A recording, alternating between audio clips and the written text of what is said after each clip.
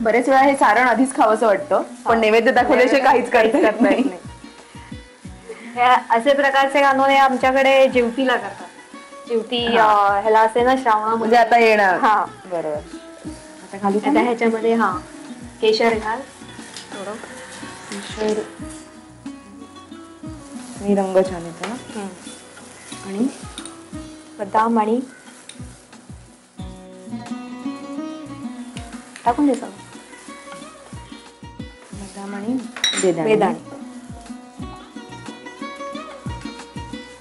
बदाम बेदाणे असल्यावर पोरं पण खातात. नाहीतर गोड खायला नाही वाटत. बरोबर. आणि वेलची ना. वेलची. मीठ टाक थोडं कणभर. अगदी थोडंसं मीठ लागतंच गोडाला, त्याला चव यायला. आता ह्याचं काय करणार आपण? आता हे आपण चपातीच्या ह्याच्यात लाटून मग त्याचे कानवले बनवू. मग आता त्याच्या तयारीला लागूया. हो. आता आपल्याला चपातीच्या ही साधी कणिक आहे ना. हो काही नाही वेगळं घातलंय. फक्त ह्याच्यामध्ये थोडंसं मी केशर टाकलंय. टाकायचं असेल तर टाकायचं, नाही तर काय असं कंपल्सरी नाही. पुरी लाटून घ्यायची.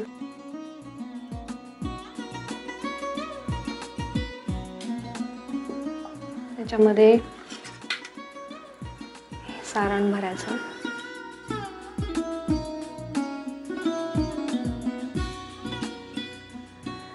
ते अर्ध असं बंद करायचं. आपण करंजी, आमच्यात करंजी म्हणतात त्याला.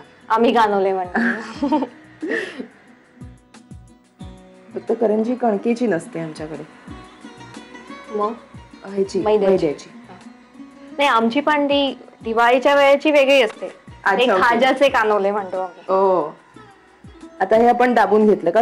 दाबून घेतलं. ओके. आणि आता कातडीने